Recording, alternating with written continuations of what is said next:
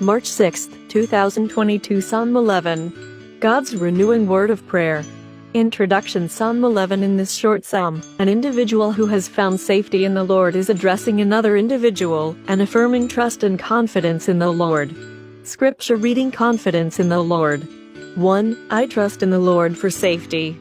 How foolish of you to say to me, fly away like a bird to the mountains. 2. Because the wicked have drawn their bows and aimed their arrows to shoot from the shadows at good people. 3. There is nothing a good person can do when everything falls apart. 4. The Lord is in his holy temple.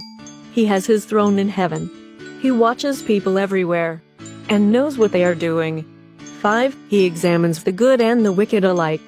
The lawless he hates with all his heart. 6. He sends down flaming coals and burning sulfur on the wicked. He punishes them with scorching winds. 7. The Lord is righteous and loves good deeds. Those who do them will live in his presence. Today's key verse, Psalm 11:7. The Lord is righteous and loves good deeds. Those who do them will live in his presence. Reflect. Reread verses 4 to 7. How does the psalm writer describe the Lord? What is the destiny of the wicked? Of the righteous? In what ways have you been blessed by the good deeds of others?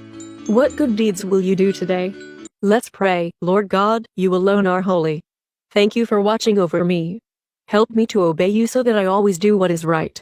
Keep me close to you and keep my heart pure. May my words and actions today be pleasing in your sight. Amen. Tomorrow's reading, Psalm 16, a prayer of confidence in God.